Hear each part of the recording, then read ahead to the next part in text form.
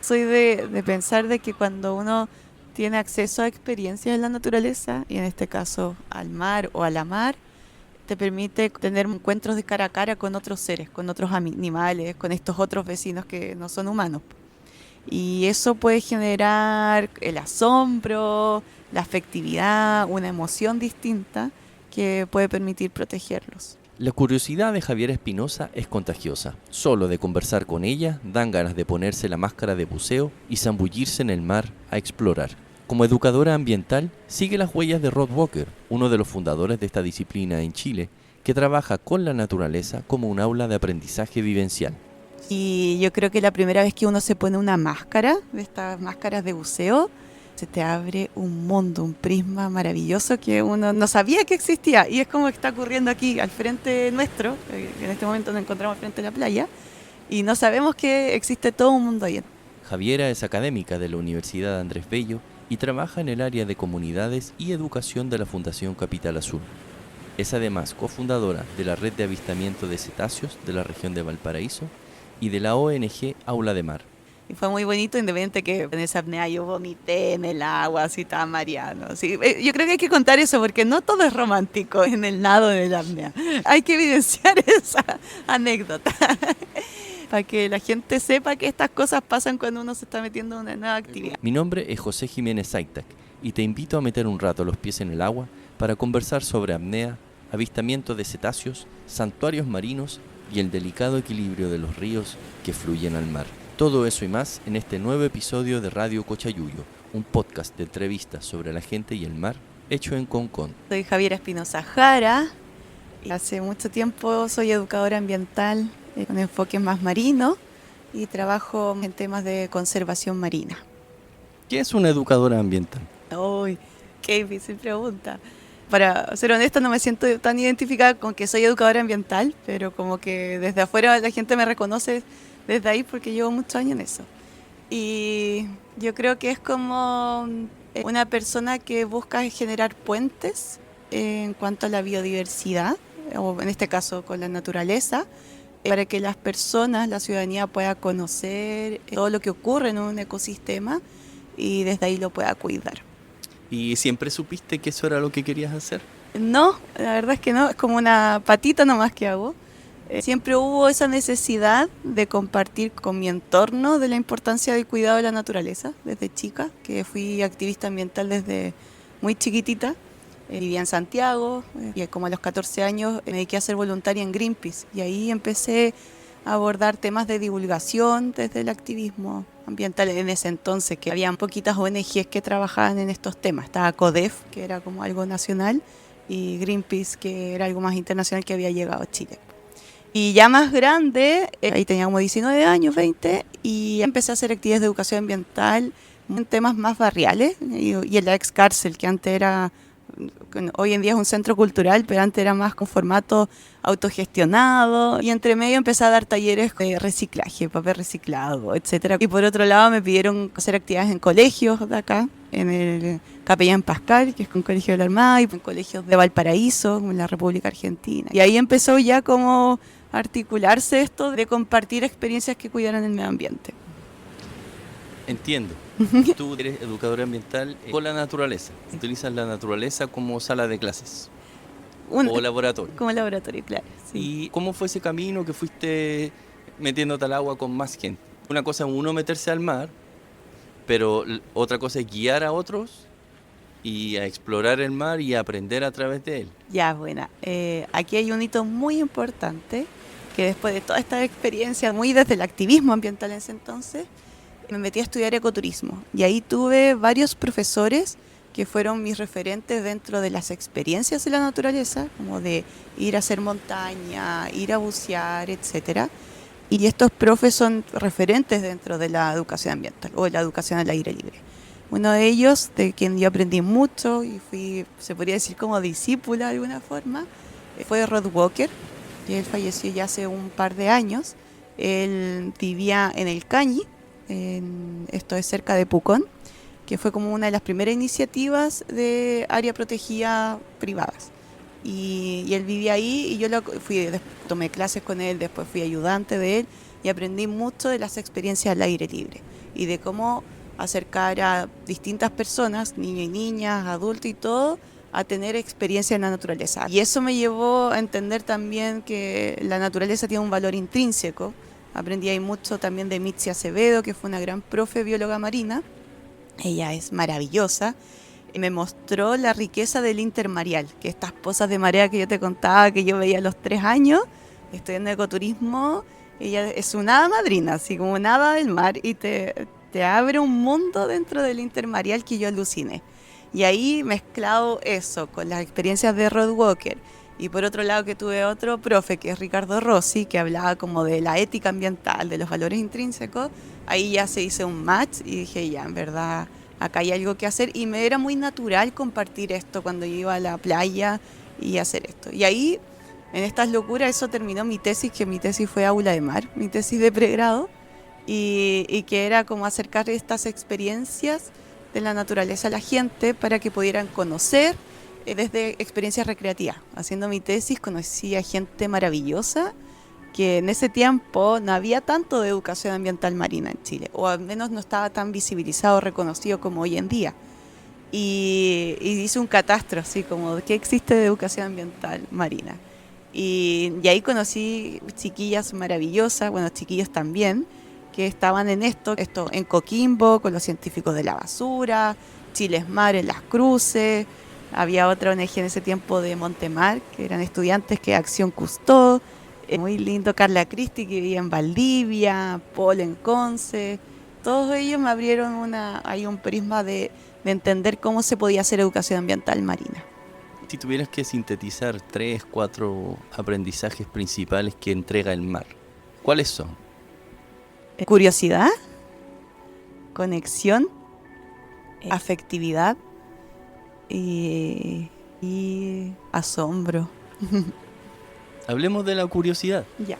Bueno, es que el océano es tan amplio, hay un mundo tan impresionante por descubrir, que yo creo que a veces en Chile hemos dejado de visibilizar la importancia de nuestra conexión con el océano.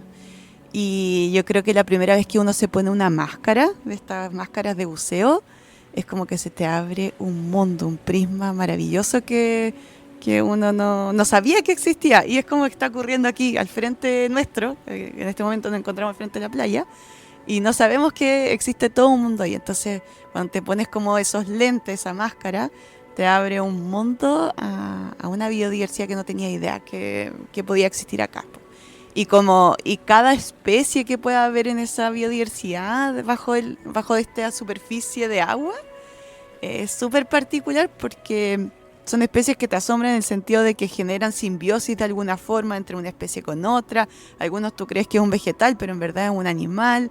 O de día, por ejemplo, hay ciertos microorganismos que no se ve nada si tú te metes a nadar, por ejemplo, pero si te metieras en la noche probablemente van a generar bioluminiscencia. Entonces todo eso es como abrir un lugar que uno ni se imagina, no sé, muy de película Disney. Ahora que lo decía, lo de la máscara es como un lente de realidad virtual, pero análogo. Total, muy bueno. No necesitas enchufarlo a nada, Sí, el agua nomás. total, sí, po. Bueno, me imagino que por periodos te estudias o investigas distintas especies marinas. ¿Cuáles te llaman la atención últimamente? ¿Qué has estado explorando? Wow. Ay, qué buena pregunta. Bueno, siempre hay unas que son para mí como que van con uno siempre acompañada, que siempre genera curiosidad seguir explorando, que son las ballenas sobre todo que transitan acá en la región, porque con algunos conocidos y amigos tenemos una red de avistamiento de cetáceos, entonces siempre está la curiosidad. ¿Y así se llama? ¿Red de avistamiento de cetáceos? Sí, red de avistamiento de cetáceos de la región de Valparaíso. ¿Están en Instagram? Sí, hay un Instagram, y así pasando el dato. Sí, pues, aprovechemos. Y lo que hacemos es que es muy bonito porque se genera una comunidad muy hacia la ciencia ciudadana también, en donde la gente nos avisa cuando ven alguna ballena o delfín en la región y nosotros lo publicamos en las historias, cosa de que más gente pueda saber que están aquí. Y después yo tengo la tarea, que a veces me demora un poquito, de pasar toda esta información a una planilla para saber dónde hay presencia de cetáceos en la región. Y eso lo llevamos desde el 2016. Wow. Así, Sí, hacía bonito. Entonces, bueno, de las como especies como que ahí están siempre conmigo, presentes todos los días, son las ballenas y también los delfines.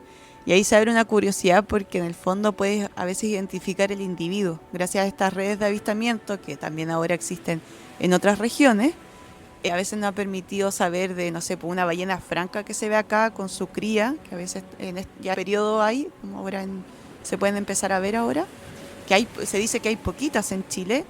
Ha pasado que uno puede identificarla como si tuviera una huella digital, ¿cachai? Y que en el caso de la ballena franca, los callos que tienen, si uno le saca una foto como desde un dron, por ejemplo, uno puede diferenciar que esos callos van a ser distintos entre individuos.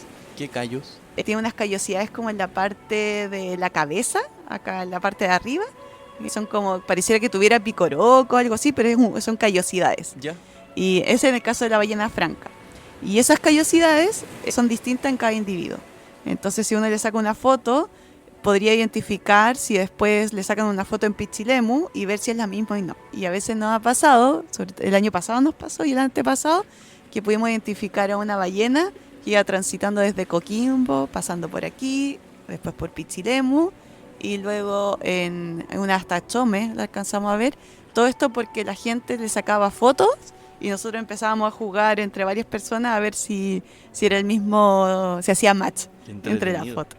Entonces sí, y bueno, también pasa con las jorobadas, que también en este tiempo se han visto varias jorobadas acá en la región, y ahí uno lo ve con la cola. Las colas de las jorobadas siempre son distintas. ¿Y qué cambia la cola? A veces son más negras, otras más blancas, a veces el borde negro es más amplio y casi tiene manchitas blancas, entonces siempre van a ser distintas. Así, más por la parte de abajo de la colita de las ballenas jorobadas. Qué entretenido. Estamos hablando de ballenas con Javier Espinosa, educador ambiental, aquí con una vista espectacular de la bahía de Concón. Y sigamos hablando de cetáceos y mamíferos marinos. ¿Hablabas que también te gustan los delfines?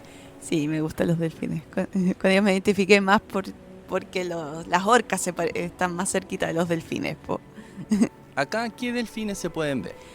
En la región de Valpo, principalmente los que se pueden ver son los delfines de rizo, también conocido como calderón gris, y los delfines turciones, que antiguamente se le decían delfines nariz de botella, que es como el flipper. Esos son los dos principales que se pueden observar acá. Y ahí está el delfín chileno, pero que solo se alcanza a ver, a avistar hasta San Antonio, Santo Domingo. Es como que tiene más presencia en el sur, entonces llega en esta región hasta esa zona. Y orcas de repente se podrían ver acá. Muy eventual, pero se pueden ver. ¿Y cómo ha sido tu interacción con delfines? ¿Los has visto de lejos? ¿Te ha tocado estar en el agua cuando pasan? Bueno, aquí en la región me ha tocado estar siempre de afuera. Nunca me ha tocado nadando así tan cerca. O sí nadando y viéndolos un poquito más lejitos. Pero los he visto en bote, caminando. En esta casa casi todas las mañanas los veo porque se asoman, tienen una ruta, sobre todo los turciones, hay como una ruta que tienen aquí para moverse. ¿Por dónde? Así que por aquí mismo donde estás tú, ahí está el club de yates. ¿Sí? Detrás del club de yates tienen una ruta que van hacia el norte y después se devuelven probablemente. ¿Y cómo a qué hora? Como a las 7 de la mañana siempre se ven. Yo creo que es como está más tranquilito y todo. 7:30 de repente se ven ahí como transitando. Sí, muy lindo. No, es maravilloso como tenerlo acá. Y en otros lugares me ha tocado presenciarlo nadando. Por ejemplo, en Raúl Marín Balmaceda. Ahí he tenido como experiencia con delfines australes o delfines chilenos, en donde me ha tocado, es maravilloso, estaba nadando ahí en el canal y de repente aparece como un delfín chileno adulto con un cachorro, un juvenil, y el juvenil se acerca así como a curiosear. Y nada, fue impresionante, como que uno no sabe qué hacer. Obviamente me quedo tranquilita, como para también respetar, tener como una relación cordial con ese animalito. Entonces me quedo aquí, ahí, entre nervios, emoción, felicidad, miedo, porque es un animal salvaje. Y se te acercó la cría. Sí. Y la mamá. No sé si era la mamá del papá, pero estaba más lejito, como que se veía la aleta nomás de la... Y yo, ya. Y después más cerquita. Sí. Y este año, el año pasado estuve en una expedición en Isla Kent, esto también es en Patagonia, y que estábamos monitoreando delfines con un equipo, con la Fundación Melimoyo. Y ahí igual me metí en algunos lugares a hacer apnea, como para ver la biodiversidad que había en esa zona, monitorear como la zona donde habitan los delfines. Y ahí me acuerdo, estaba con una compañera de Valdivia y de repente estábamos las dos solas en un lugar que no es habitable, no hay gente. Y de repente veo un delfín austral, así yo como que me asomo y se ve así la aleta así cerquita. Y es como, ay, entre que te da nervio y felicidad. Y es como, ¿qué va a hacer? Porque son grandes, son animales grandes, po. Entonces igual da nervio, po. Sí. ¿Y Así que que... te No, acompañó nomás? la acompañó ni nos pescó, así que para nada, así como siguió. Ya, de humano. Sí, Chao. claro, ya, como curiosidad. Ya, bueno, ya, chao. Pero yo creo que el de Raúl Marín, este delfín chileno chiquitito, fue la que más me conmovió porque se quedaba más cerquita y como uno le veía la aleta, porque estaba ahí cerca mirándote, porque la visibilidad es baja en esa zona, pues hay harto sedimento y todo, y harto plancton, entonces debajo del agua yo no lo veía, pues veía de arriba su presencia, la superficie. Así que, bueno, estamos hablando de mamíferos marinos. ¿Te sientes tú una mamífera marina? Sí, total, total. Sí, pues yo creo que por eso también uno se identifica con los cetáceos. Partamos que somos mamíferos ambos, entonces uno puede como empatizar mucho en ellos, pues. Y sí, eso sí me siento a veces más chungunga porque soy más hiperkinética que ballena o cetácea. Sí. Sí. A mí me sorprende la capacidad de apnea que tiene y de inmersión. Total. Sí, o los cachalotes. Los cachalotes como los que tienen más inmersiones en profundidad, son tremendos. Ya ni me acuerdo cuántos metros, pero sí adaptan su cuerpo para alcanzar ciertas profundidades, para cazar estos grandes como, ¿cómo se llaman? No jibia, los kraken, que son estos calamares gigantes y todo. Qué nervio. Qué nervios, sí. Pero sí, pues bueno, los cetáceos y los chungungos también, o cualquier mamífero marino, esta capacidad de apnea que decía, y es impresionante. Y que también es interesante que nosotros como humanos también podemos activar ese reflejo mamífero, ¿ya? Cuando nos metemos en el agua. ¿Tú tomaste algún curso para hacer apnea? Sí, con el Mario, en algún momento tomé un curso. Y que es un apneísta de acá de la región. ¿Y cómo es la evolución cuando empieza a hacer apnea? ¿Cuáles son las sensaciones? Bueno, en mi experiencia como que a mí siempre me costó la apnea, ¿ya? De hecho, antes del Mario tomé otro curso en Zapallar y la pasé re mal porque era muy ansiosa, entonces como el poder como llegar a una quietud en el agua, entender que estás usando máscara y todo, me costó. Y como anécdota hay algo muy bonito, es que se acercó un delfín que era muy común verlo en Zapallar. Y esa fue mi iniciación ahí. Y fue muy bonito, independiente que, por otro lado, en esa apnea yo vomité en el agua, así estaba mareando. Así. Yo creo que hay que contar eso, porque no todo es romántico en el nado de la apnea.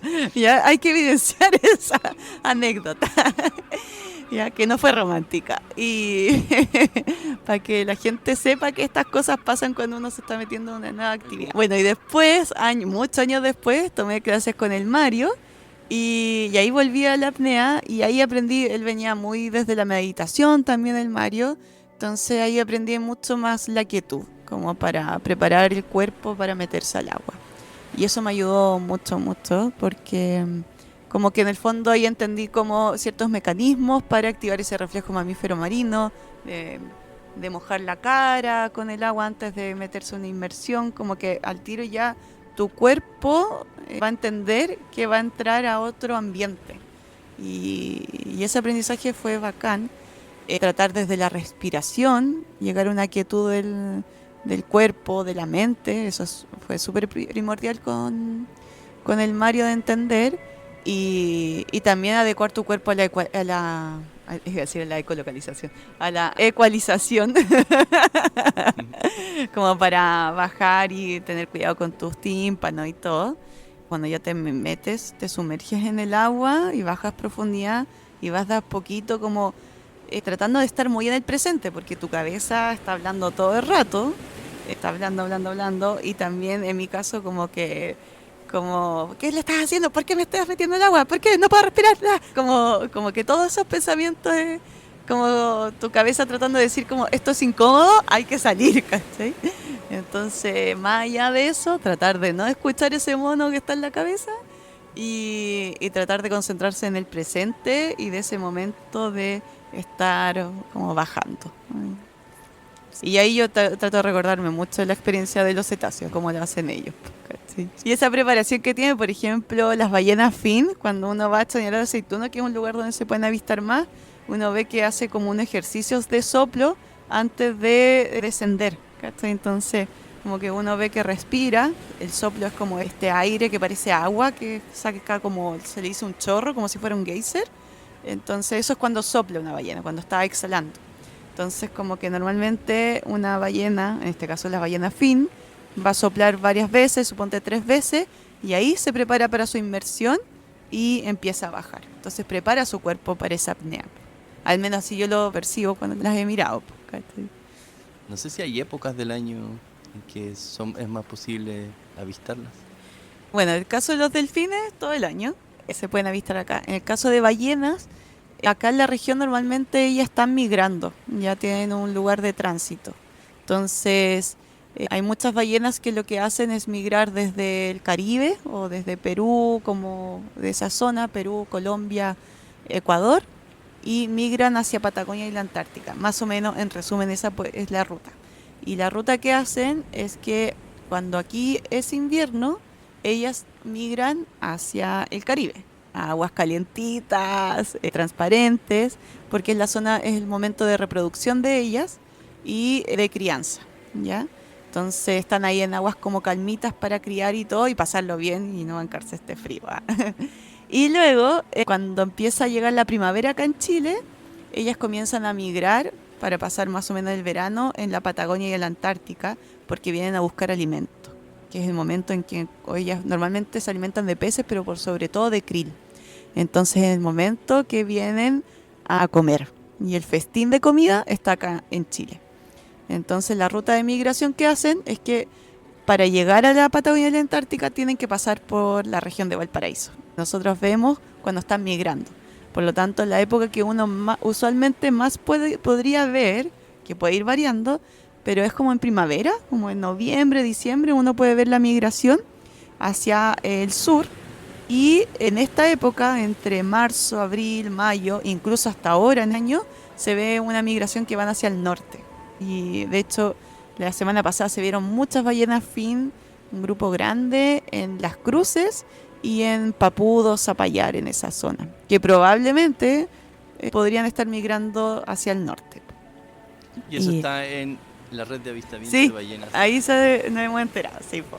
Y bueno, hay otra ballena que es la franca austral, que tiene como otro comportamiento, que ella en esta época se empieza a ver acá en esta zona. En agosto, septiembre, por ahí, julio, agosto, septiembre más o menos, y octubre es la época que se ve en esta zona. Y muchas veces con cría. Pero de esas ballenas hay muy poquitas, se dicen que hay muy poquitas. Las prácticas de avistamiento con esta ballena son muy distintas a las de las otras. Pero que estar atentos porque ya en esta época quizás se podría ver una franca. ¿Y por qué nadan tan cerca de la costa? Algunas. Hay algunas que son más costeras, que son como la ballena jorobada y la ballena franca, que le gusta venir a curiosear o a comer. Y en el caso, por ejemplo, de las ballenas francas, cuando están con crías, ocupan mucho las costas como una zona de aclimatación, que es como para criar o enseñarle a nadar o que agarre peso su cría. Y en el caso de la ballena fin u otras, a veces son costeras, pero no tanto. Nunca las vas a ver tan pegadas a la costa, sino que en el caso de aquí desde en tierra en Concón, vas a ver el soplo a lo lejos, ¿ya? Eso es lo que alcanzas a ver. Y las ballenas azules no se alcanzan a ver tan cerca, u otras ballenas, porque son más de profundidad. Y los cachalotes normalmente nunca los vas a ver tan costeros, siempre tienes que navegar un poco más para alcanzar a verlo. Y sí, más o menos por ahí. Bueno, Javiera, estamos hablando con Javiera Espinosa. Entiendo que tu Instagram es Javiera 4 peces. Sí. Javiera 4 peces, de educación ambiental, y aprovechemos, ya que estamos aquí contigo, preguntarte qué nos falta por aprender en relación al mar para cuidarlo. Wow. Nos falta ir más al mar. Soy de pensar de que cuando uno tiene acceso a experiencias en la naturaleza, y en este caso al mar o a la mar, te permite tener encuentros de cara a cara con otros seres, con otros animales, con estos otros vecinos que no son humanos. Y eso puede generar el asombro, la afectividad, una emoción distinta que puede permitir protegerlos. Sí. Igual también entendiendo esta lógica, me voy a ir un poquito para atrás, que es bueno destacar que igual uno tiene conexión con animales salvajes, entonces igual hay que tener prácticas responsables de avistamiento, de acercamiento, eso es súper importante. Y que incluso acá en Chile hay ciertos como temas que están medio regulados, hay reglamentos en el caso de avistamiento de cetáceos, por si acá. Ya, como sí. Hay reglas. Sí, hay reglas. ¿Cuáles son? Después volvamos a la afectividad, Sí. lo bonito, pero las reglas. Bueno, es que acá hay todo un contexto de la caza de cetáceos, ya que hasta los años 80 la caza ocurría acá en Chile, de ballenas. Y hoy en día están protegidas, son santuarios las ballenas, y por lo tanto hay un reglamento que salió, que hay formas de avistamiento de ciertos grandes cetáceos, en el caso de delfines y ballenas, en donde uno los puede avistar navegando o quizás en un sub o en alguna embarcación motorizada, pero si es una ballena azul hay que mantener una distancia de 300 metros, de las otras ballenas 100 metros, y en el caso de la ballena franca, por ejemplo, solo la puedes avistar por tierra porque está todavía en una categoría de conservación muy complicada. Y en el caso de los delfines se dicen que son 50 metros. Igual, obviamente, cuando uno está en el agua, todo esto es súper difícil de abordar, porque en el fondo son animales y a veces ellos se acercan y todo, pero lo importante es mantener una cierta distancia en que uno pueda cuidarlos, porque también el tocar un delfín no es adecuado, porque uno puede transmitirse enfermedades. Yo le puedo transmitir enfermedades a él y él a mí, que se llama zoonosis. Entonces, todo eso es importante tenerlo en cuenta. ¿Qué podemos hacer para cuidar el mar? Uno puede tener mucha conexión con el océano, pero la vida humana en sí es súper destructiva. Sí, Eso genera un poco de decepción. total. Pero quizás tú que tienes más experiencia, sabes cosas más puntuales que uno sí puede hacer para aportar en ese cuidado. Bueno, qué interesante. Yo creo que lo importante es entender como esta lógica que estamos en un antropoceno, pues, ¿cachai? Que hay un montón de dinámicas que están afectando al mundo, pues, al planeta, que son dinámicas humanas, principalmente, que esto es un tema más como teórico y político, que vienen del norte global, ¿cachai? Como estas formas más extractivistas de relacionarse con el planeta. Pero también en este problema hay una autora que se llama Donna Haraway que tiene un libro que se llama Seguir con el problema. Y en este libro ella cuenta su historia, así como a ti te gustan las historias, José, que las historias yo creo que son importantes para tener otras miradas del mundo e imaginar otros mundos. Ella en ese libro cuenta historias de comunidades, de personas que están hablando como una resurgencia, que están hablando del cuidado de los comunes o de los cuidados de la naturaleza, ¿ya? Yo igual soy de esa lógica, que yo creo que hay que valorar las comunidades chiquititas o lo que sea que están haciendo actos cotidianos por conservar un espacio. Por ejemplo, la comunidad de nadadores que acá en Concón, que en el fondo al ya meterse en el agua y todo van apropiándose del espacio, pero también actúan como bioindicadores, entre comillas, del lugar, que permite avisar cuando está ocurriendo alguna amenaza o alguna presión en ese ecosistema, ¿ya? Y yo creo que hay que rescatar esas actividades cotidianas que están haciendo humanos por cuidar ese entorno y a sus vecinos animales o plantas, etcétera. Y acá viene, yo creo que ¿qué es lo que se puede hacer? Bueno, esas actividades cotidianas ayudan mucho. Yo creo que el divulgar es súper importante, compartir lo que uno sabe desde un lugar afectivo, respetuoso, cordial con otras personas, no desde el enojo que uno tenga por alguna actitud que tenga otra persona, sino desde un lugar que pueda comprender el impacto que puede hacer sus actos. Y acá viene también como un lugar que yo, al haber sido más activista ambiental en otros lugares, también uno tiene que tener una posición política ambiental sobre lo que está pasando en Chile, lo que está pasando en el mundo. Hay que tener una posición, yo que siento. Y sobre todo, no sé, pues en estos tiempos que igual en América se está hablando que no existe el cambio climático, hay una negación a todos los temas ambientales, es como que hay que tener una posición política y divulgar de la importancia de cuidar la naturaleza, porque estamos interconectados con muchos seres y si a alguno le afecta, también nos va a afectar a nosotros. ¿Hay productos que podemos dejar de utilizar o utilizar otros, comer otras cosas y que eso tenga un impacto positivo en el océano? Total. Bueno, yo creo que igual hay que entender siempre al océano como un sistema que está interconectado, que en el fondo lo que ocurra en las montañas o en el camino de las montañas del río hacia el mar, le va a afectar el mar. Ese discurso que se dice que el agua se pierde en el mar, no es verdad, ¿ya? Todo lo que ocurre en el río es importante para el océano. Si nosotros detenemos el agua que está en el río, no van a llegar sedimentos que son alimento para los animales que viven en el mar. Entonces, entendiéndolo de esa lógica, si alguien vive en Santiago, si alguien vive en San Felipe, etcétera, si contamina esas aguas, ya sea sobre todo desde el ámbito industrial, como los agroquímicos u otros, esos igual van a llegar al océano y se va a ver afectado todo el ecosistema del océano. Y nosotros también, porque nosotros estamos habitando esta costa. Yo creo que, porque somos habitantes de acá de Concón, situarlo acá, yo creo que es súper importante ser activista en lo que está pasando en el río Aconcagua. ¿Qué pasa con la refinería? ¿Qué pasa con los desechos que llegan al río? ¿Qué pasa con los agroquímicos de más arriba? ¿Qué pasa con la minera que se quería instalar cercana al Juncal? ¿Ya? Creo que era Nutrex. Entonces, todo eso iba a impactar al río Aconcagua y por tanto a la desembocadura del río Aconcagua que está acá en Concón. Entonces yo creo que igual hay que generar colectividad en la cuenca de la Aconcagua como para proteger todo este sistema, desde las montañas al mar. Y sobre las caletas de pescadores, ¿qué alianzas se pueden hacer o existen con caletas? Buena. Yo creo que es súper importante generar diálogos con las caletas con las que uno está cerca. Cabe mencionar, por ejemplo, que Viña tiene la caleta, que es Montemar, que es una chiquitita. En Concón tenemos 2 caletas, San Pedro y Herillas. Y yo creo que es vital conocer a nuestros vecinos pescadores y pescadoras.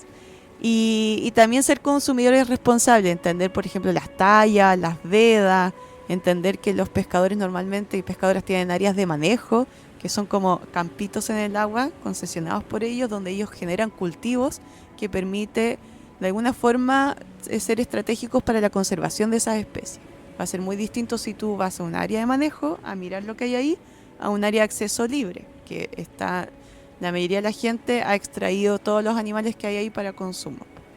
Entonces yo creo que es vital conocer ahí a los pescadores sus estrategias de conservación que han llevado, entre comillas de conservación, que han llevado desde los 80 con estas áreas de manejo, donde tienen cultivos de erizo y loco, por todo el impacto que hubo en ese entonces de depredación de los ecosistemas, como fue la fiebre del loco en los años 80, que casi ya desde esa época ya no existen locos o son muy chiquititos.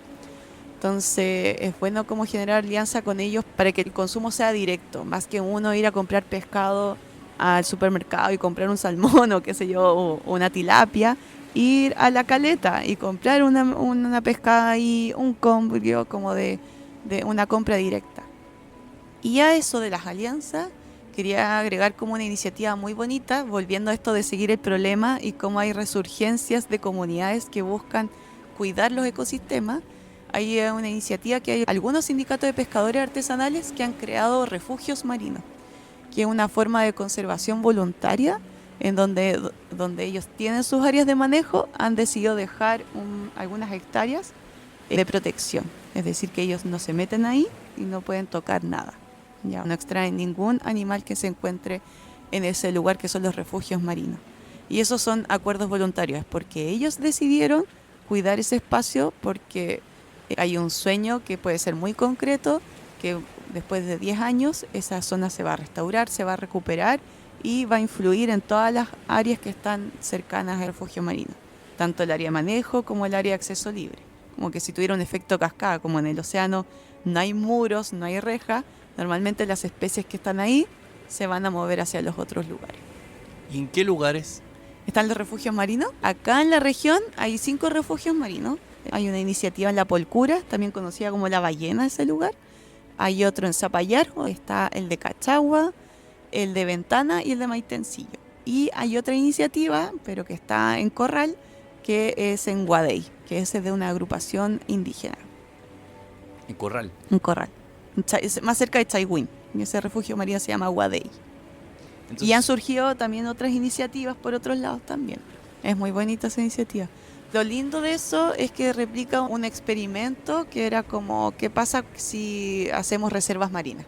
Que fue como una iniciativa que hay en Las Cruces, en el Centro de Investigación de la Católica allá, que se llama Estación Costera, no me acuerdo el que sigue, pero ESIM, en donde en los años 80 hicieron un experimento, algunos científicos y científicas allá, entre ellos Juan Carlos Castilla, de decir, ¿qué pasa si cerramos una parte del océano, de la costa, y no lo tocamos, no hacemos nada?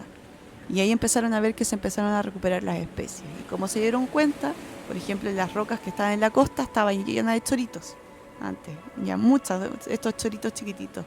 Y con el tiempo se empezaron a dar cuenta que ya no habían choritos. Y era porque la población de locos se empezó a recuperar. Y los locos, como son carnívoros, empezaron a comer los choritos. Entonces de a poquito se empezó a equilibrar ese ecosistema. Y de ese experimento que nació muy desde arriba hacia abajo, como entre comillas un privado decide cerrar un espacio para proteger, hoy en día es como las comunidades están decidiendo voluntariamente a decir como, oye, en verdad si cuidamos espacio nos va a permitir esto. ¿Y acá en Concón tú crees que se puede hacer algo similar? Sí, totalmente. Mientras haya una comunidad que tenga la voluntad de decidir por un bien común, va a funcionar. Sí, totalmente. ¿Dónde crees tú que podría ser? En el caso de los refugios marinos, está más vinculado a caletas de pescadores, por lo tanto, habría que ver, y está vinculado a las áreas de manejo, por lo tanto, habría que ver con la Julieta, en la caleta San Pedro, o aquí en Caleta Higuería, que yo no conozco tanto los chiquillos y chiquillas de acá de Caleta Higuería. También podrían ser otras ideas. Sí. Bueno, estamos con Javiera Espinosa, también conocida como Javiera Cuatro Peces, hablando de educación ambiental. Para variar, el tiempo pasó volando. No sé si quieres dedicar unas últimas palabras para las personas que nos están escuchando. Ya, a ver, wow, qué difícil misión esta. Ay, yo creo que si tienen la posibilidad, vayan aunque sea 20 minutos al día a caminar al mar, a caminar a la costa. Yo creo que es importante primero regalarnos eso como para compartir el cuidado con el océano. Sí, y así ojalá más personas tengan acceso a esta experiencia en el océano. Si uno sabe nadar, ojalá invitar a otros a enseñarles a nadar. Sí, bueno, aprovecho de decirlo, mi caso fue así. No. Victoria me invitó a nadar y de ahí que no he vuelto a salir del agua. ¡Esa me encanta! ¡Qué bacán! Bueno, Javiera, muchas gracias por recibirme. Ay, Y espero que sea un lindo fin de semana largo. eso, gracias para ti, que celebres mucho las fiestas de San Pedro, ojalá y que vayas a nadar mucho. Gracias. Gracias por esta invitación. A ti. Chao.